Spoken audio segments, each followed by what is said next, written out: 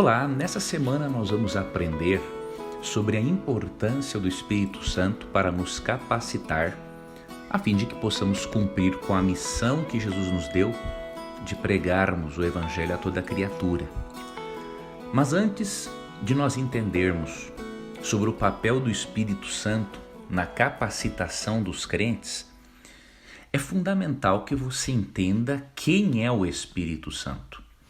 Se você não tiver uma compreensão correta da pessoa do Espírito Santo, você não será usado, não será usada por ele.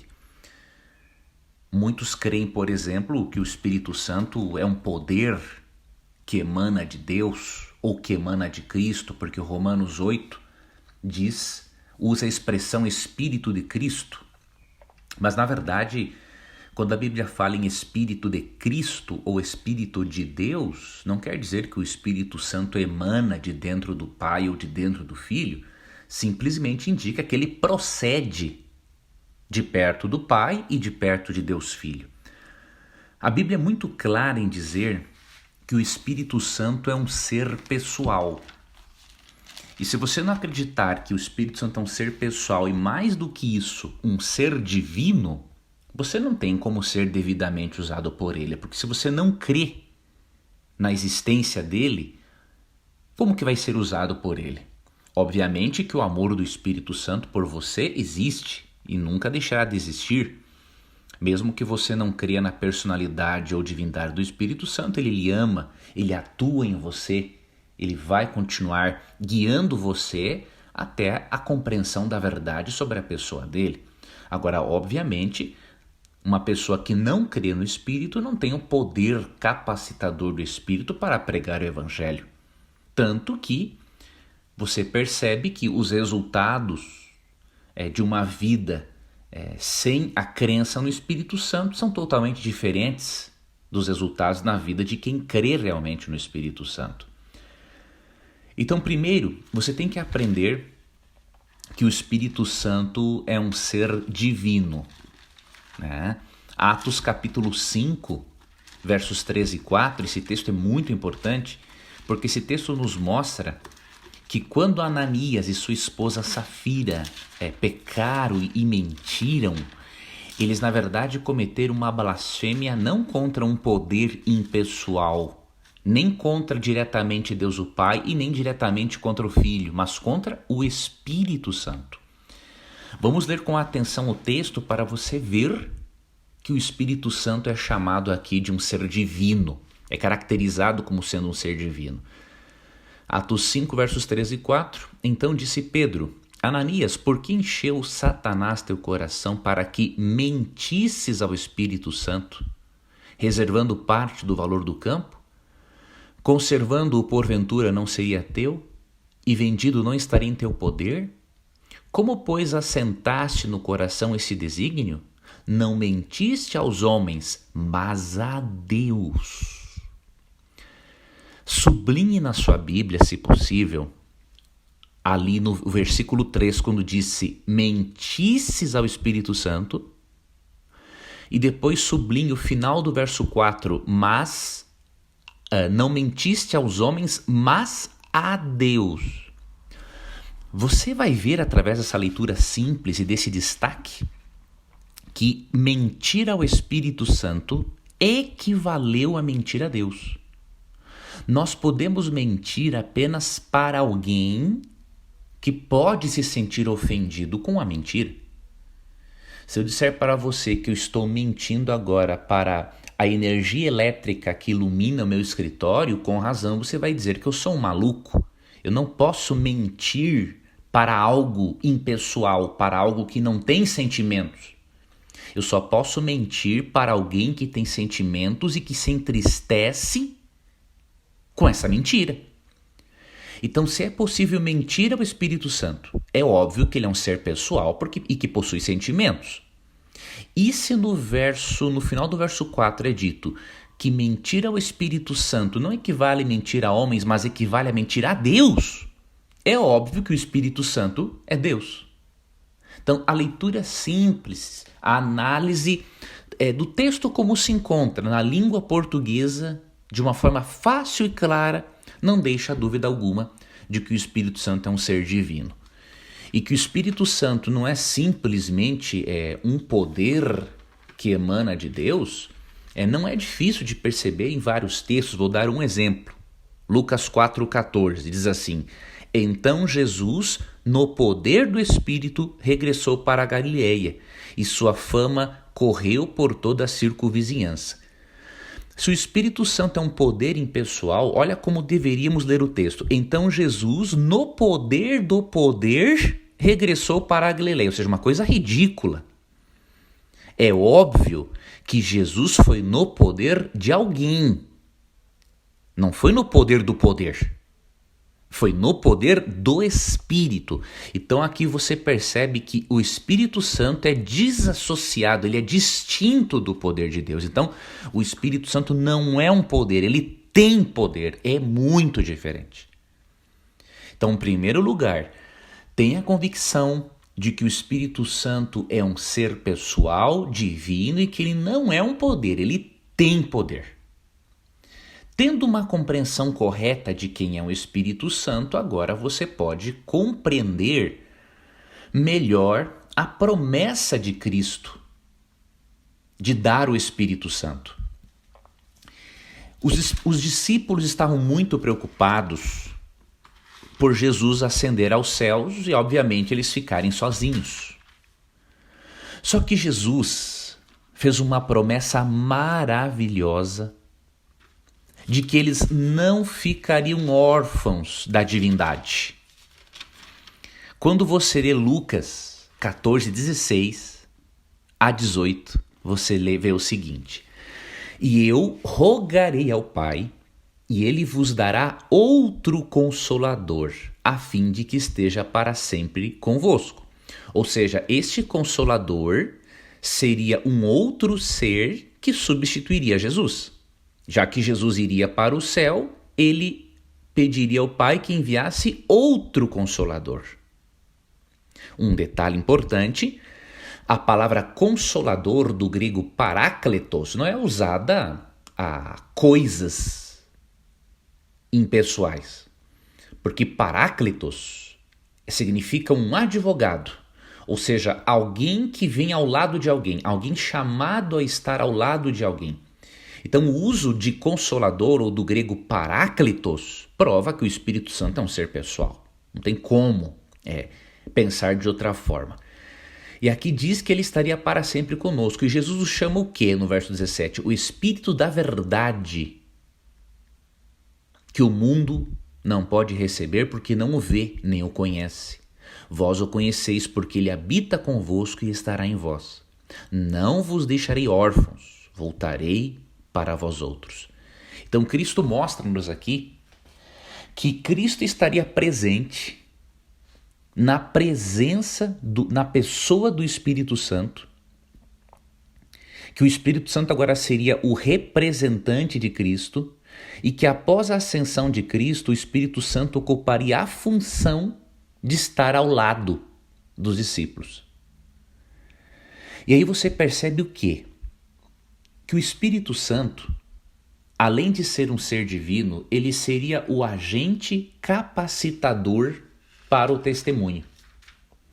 Porque Cristo disse em Atos 1:8 o seguinte: recebereis poder ao descer sobre vós o Espírito Santo e sereis minhas testemunhas tanto em Jerusalém como em toda a Judéia e Samaria e até os confins da terra. Ou seja, esse ser divino que substituiria a pessoa de Jesus seria o agente capacitador para que todos os seguidores de Cristo que conhecessem a Cristo e fossem transformados pelo amor dele pudessem dar testemunho de Jesus ao mundo. E esta é a função do Espírito. Além de nos capacitar, a função do Espírito é glorificar a Jesus. Em João 16,14 é dito ele, ou seja, um pronome pessoal, né? Não está falando de uma coisa que é ele me glorificará, porque há de receber do que é meu e vou-lo-á de anunciar. Então a função do Espírito é trabalhar nos bastidores para que Jesus Cristo e Deus Pai apareçam. É por isso que em Atos 7, 55 e 56, Estevão pôde ver Deus o Pai e a Jesus ao lado direito de Deus Pai, porque o Espírito Santo estava aqui na terra, atuou na mente de Estevão para que ele pudesse contemplar o Pai e o Filho. Da mesma forma, o Espírito Santo quer ajudar a você e a mim a direcionarmos o nosso olhar para a divindade. E ele deseja que você e eu permitamos que ele nos use para sermos testemunhas de Jesus. O Espírito Santo nos convida a trabalharmos juntamente com ele na missão de glorificar a Cristo. Veja que privilégio! Você e eu, grandes pecadores, somos chamados a cooperarmos com a terceira pessoa da divindade para a salvação de outras pessoas.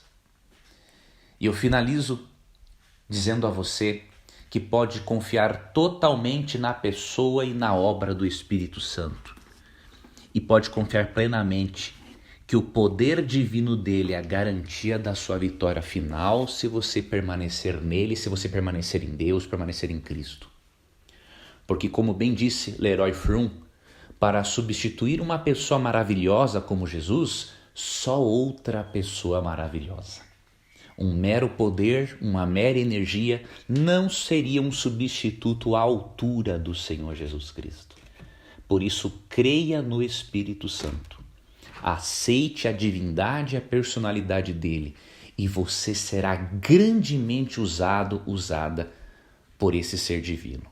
Eu lembro a você que se você é um ouvinte que gostaria de aprender mais sobre como agir com o seu filho adolescente ou como melhorar a sua vida financeira à luz da Bíblia, eu estou oferecendo para você gratuitamente 2 e-books sobre esses assuntos que vão dar um norte muito interessante na sua vida familiar e na sua vida financeira.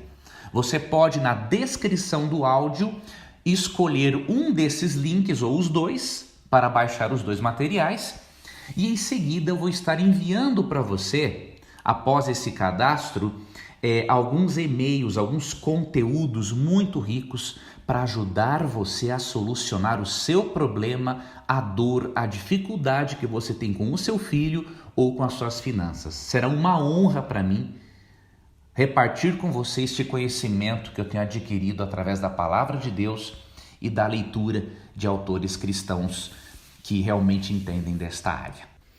Um forte abraço, que Deus te abençoe e até o nosso próximo estudo.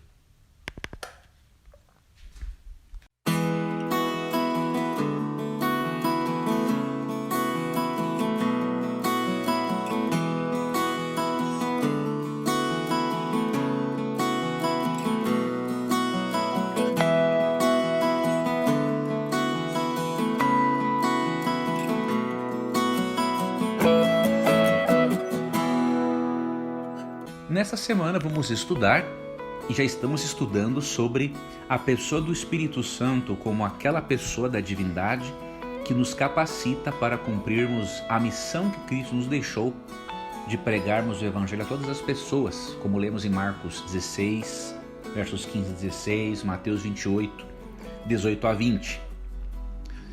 E um livro que mostra muito os atos do Espírito Santo, em que ele capacita os seguidores de Cristo a testemunharem, é o livro de Atos dos Apóstolos. Muitos teólogos até nomeiam também este livro de não só Atos dos Apóstolos, mas também de Atos do Espírito Santo. E realmente nós percebemos no livro a história de cristãos consagrados que, por meio deles, o Espírito Santo realizava os seus atos de salvação, de cura, de transformação e de condução às pessoas a Jesus Cristo. Por eles serem dependentes do Espírito Santo, eles fizeram muitas coisas. Nós percebemos, por exemplo, que em Atos 2, 41 e 42, eles chegaram a batizar em um dia quase 3.000 pessoas. Já em Atos 4, versos 4 e 31, o número das pessoas que ouviram a mensagem e aceitaram a Cristo foi para 5.000.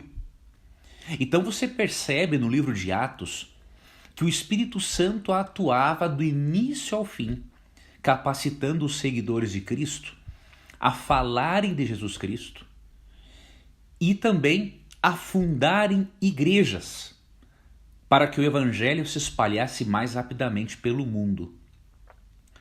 O Espírito Santo, através dos apóstolos, dos discípulos, realizou curas, realizou milagres e especialmente glorificou a Cristo. E algo que você percebe em todos os apóstolos que foram mencionados e usados pelo Espírito Santo no livro de Atos é que quando os apóstolos realizavam curas, eles não exaltavam a si mesmos e não atribuíam para si um poder especial. Eles simplesmente eram instrumentos, canais através dos quais o Espírito Santo exercia o seu poder divino. E essa é uma característica importante do verdadeiro dom de cura. Quando uma pessoa é usada pelo Espírito Santo para Deus curar alguém de forma milagrosa, esta pessoa não fica exibindo-se, gabando-se, como se ela fosse a detentora do poder ou de um favor especial de Deus. Não, a pessoa ela é humilde e ela atribui toda a honra, toda a glória, todo o poder unicamente a Deus. E você percebe isso na vida de cada seguidor de Cristo, especialmente daqueles apóstolos e cristãos fervorosos que foram usados no livro de Atos dos Apóstolos. Além disso, o Espírito Santo usou essas pessoas para plantarem novas igrejas. E uma característica muito interessante destas igrejas é que, apesar dessas igrejas serem formadas por pessoas pecadoras, falhas, porque o ser humano é falho, o ser humano é pecador, o Espírito Santo, com seu poder divino, conseguia manter as pessoas unidas num propósito, num pensamento, numa missão. E como que isso era possível? Quando eles estavam em comunhão com Deus. Quando eles estavam em comunhão com Deus, deixavam o eu de lado e, obviamente, rendiam-se à orientação divina. O Espírito Santo atuava e eles permaneciam cada vez mais unidos. Tinham as suas diferenças? Tinham, mas sabiam respeitar um ao outro e tinham unidade de pensamento. Mesmo não concordando em tudo, tinham unidade doutrinária e, ao mesmo tempo, mesmo com metodologias diferentes, tinham o foco na mesma missão: anunciar a salvação através de Cristo, anunciar as verdades libertadoras de Jesus Cristo.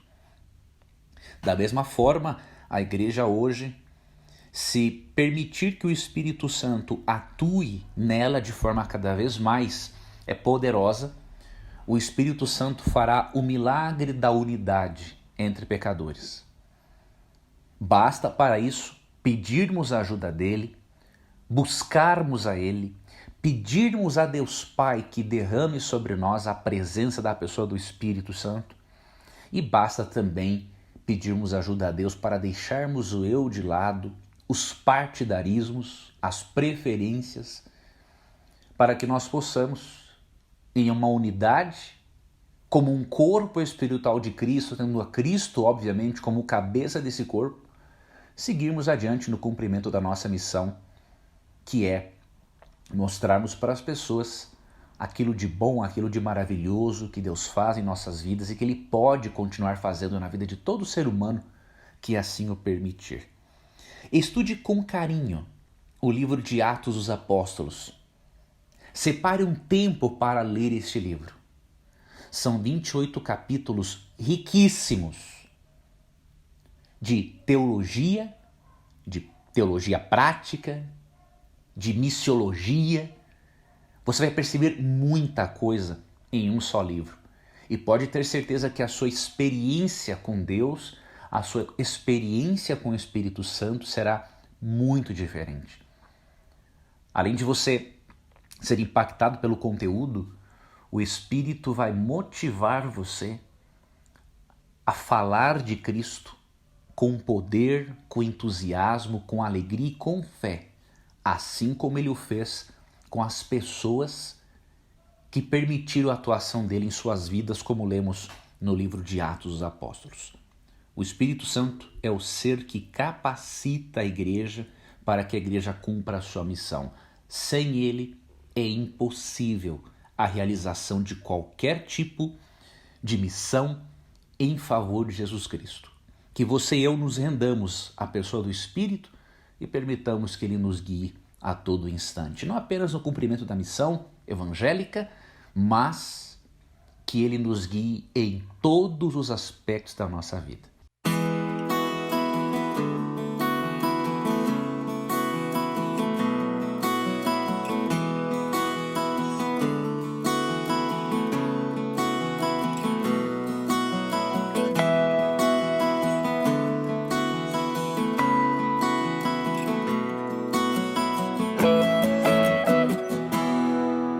Como o Espírito Santo atuou no livro de Atos dos Apóstolos para guiar a igreja no cumprimento da missão?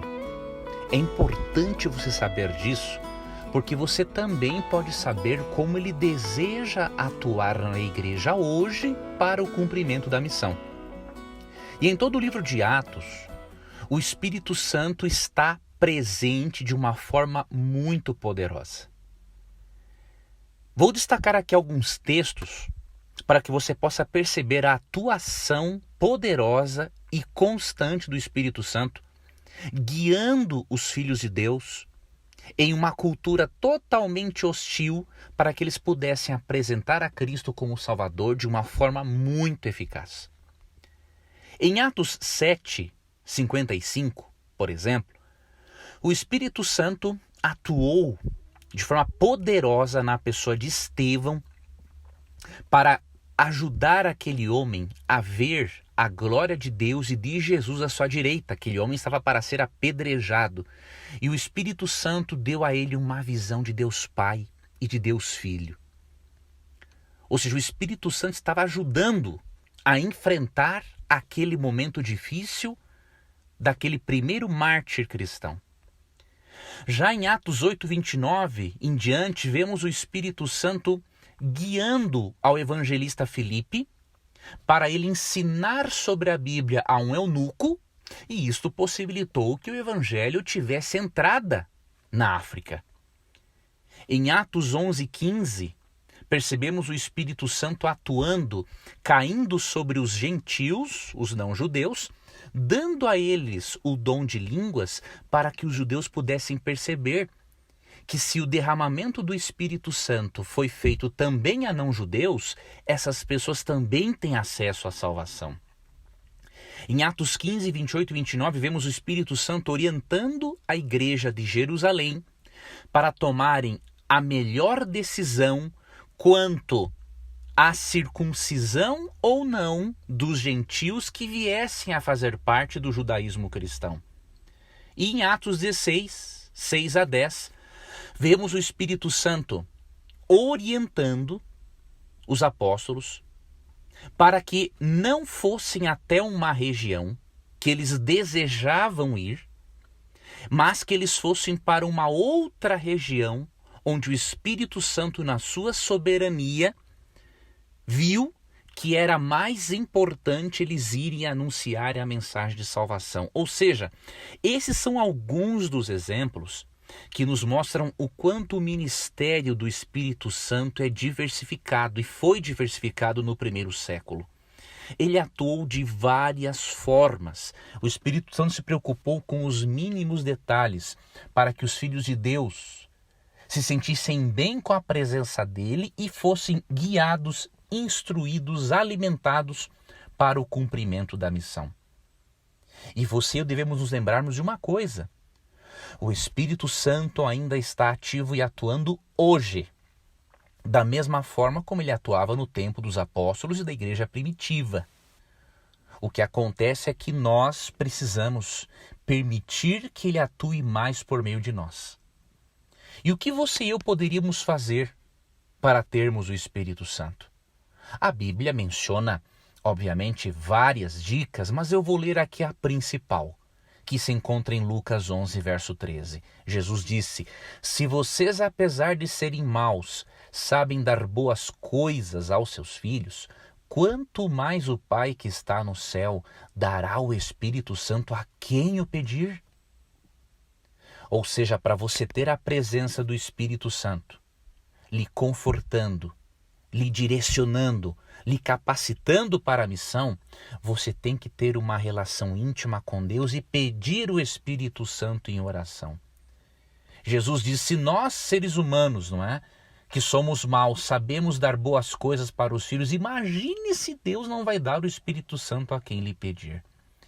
Então, muitas vezes, você e eu não temos o poder do Espírito Santo simplesmente porque não pedimos, ou porque não temos fé de que ele é tão atuante agora quanto foi na época da igreja primitiva. Peça ao Espírito Santo.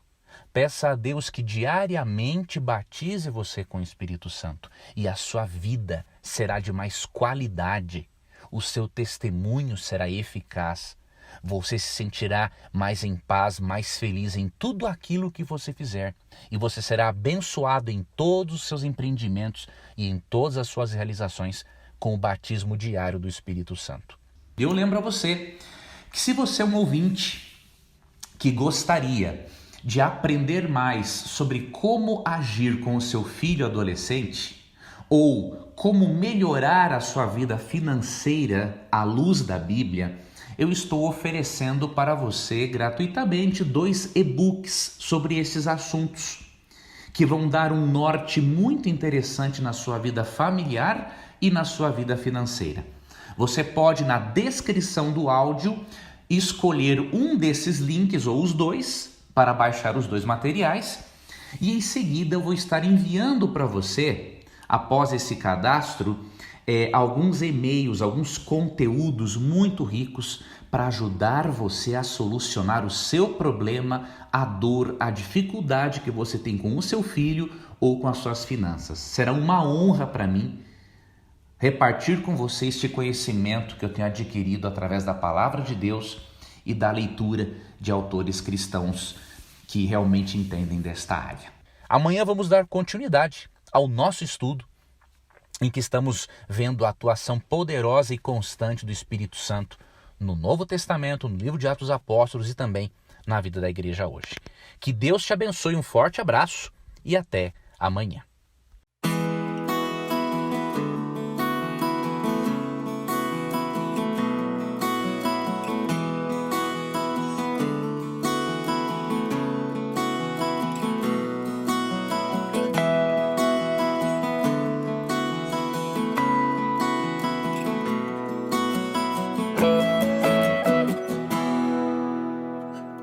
Hoje vamos aprender que a pessoa do Espírito Santo, a Bíblia e o testemunho pessoal sobre Jesus são inseparáveis. Quando nós estudamos Atos dos Apóstolos, percebemos que o centro da pregação e do testemunho da igreja cristã primitiva era a palavra de Deus. Você vê, por exemplo, em Atos capítulo 2, capítulo 3, que o sermão de Pedro, no dia do Pentecostes, no capítulo 2, foi retirado do Antigo Testamento para provar que as profecias messiânicas se cumpriram em Cristo. O testemunho que Estevão deu antes da sua morte, ele recapitula toda a história de Israel, demonstrando assim que a base do argumento e do ensinamento dele era o Antigo Testamento. Em Atos 8, o evangelista Filipe, quando deu o seu estudo bíblico para o etíope, ele explicou o significado de Isaías 53, que fala da vinda do Messias.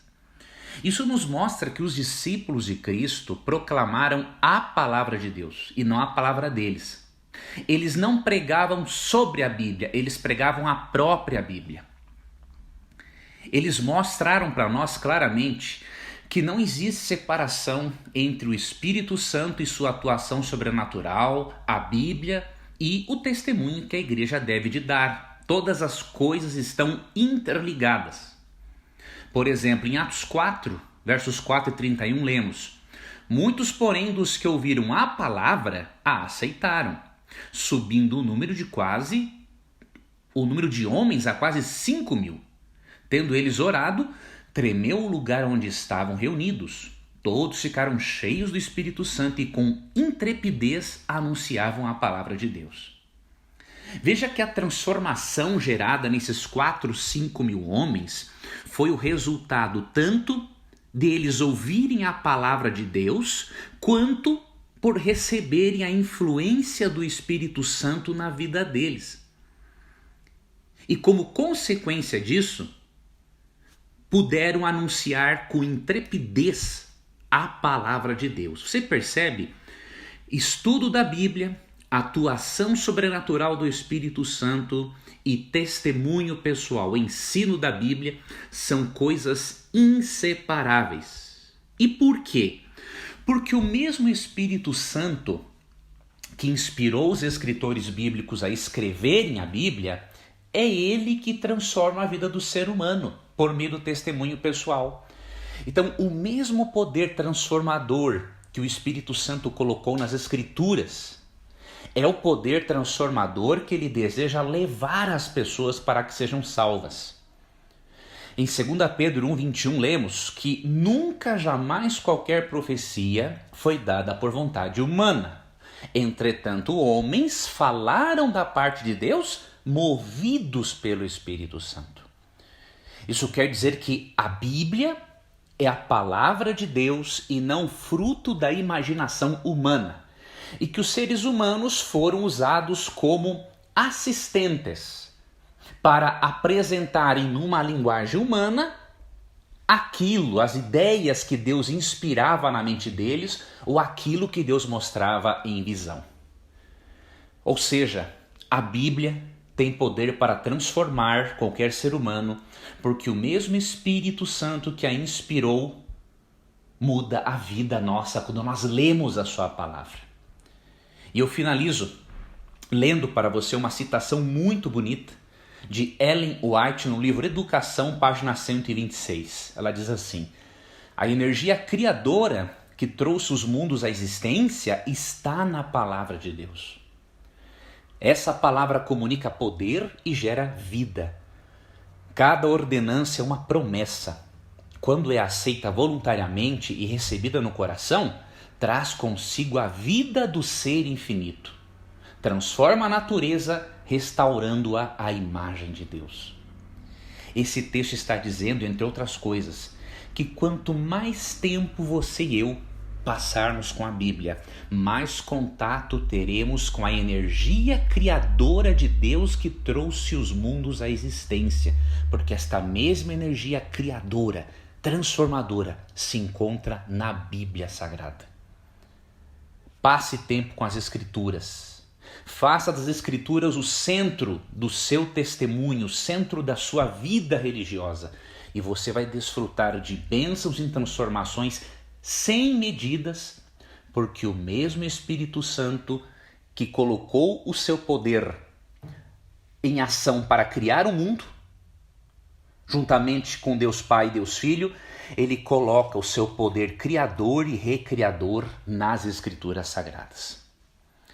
Amanhã vamos finalizar o nosso estudo sobre esse tema e vamos ver sobre o poder transformador do Espírito Santo, o que ele pode fazer de fato na sua, na minha vida, na vida das pessoas com quem compartilhamos a palavra de Deus. Não perca o nosso estudo de amanhã. E lembre-se de mais uma coisa: se você deseja aprender o que a Bíblia ensina sobre adolescência ou sobre inteligência financeira bíblica, você pode, na descrição deste áudio, clicar num link e se inscrever para receber um breve, mas profundo e-book referente a cada um desses temas. Depois você receberá uma sequência de e-mails com conteúdo sobre aquilo que realmente lhe interessou. Então, se você quiser, basta no final agora do nosso áudio, você vai na descrição, clica no assunto do seu interesse, você vai cair em uma página de inscrição e aí você receberá, além do e-book, uma sequência de e-mails que vão dar a você um conteúdo de extremo valor para ajudar a você a estruturar a sua vida financeira segundo a palavra de Deus e também para você ajudar o seu filho adolescente ou seu filho que vier em breve a passar por esta fase. Então, esses materiais estão disponíveis, será uma honra reparti-los com você. Que Deus abençoe a você, um forte abraço e até amanhã.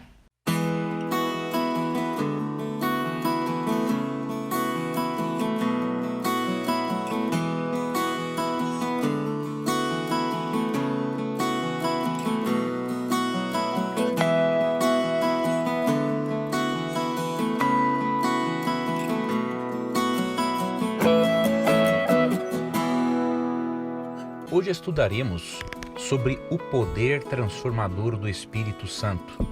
De que forma o Espírito Santo atua para transformar as pessoas e levá-las até Cristo.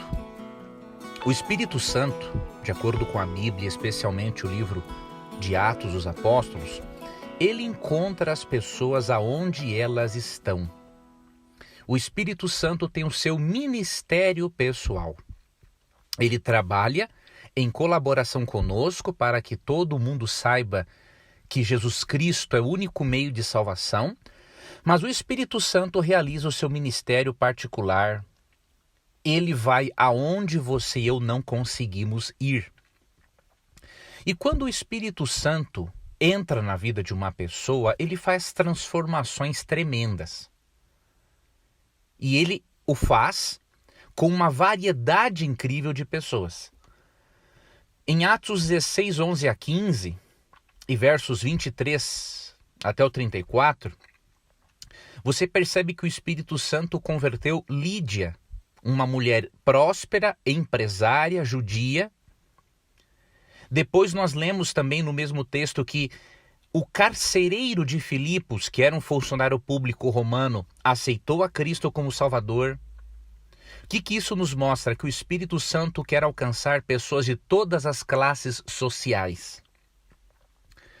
Em Atos 17, 34, vemos uma outra história de conversão muito forte e que demonstra o poder do Espírito.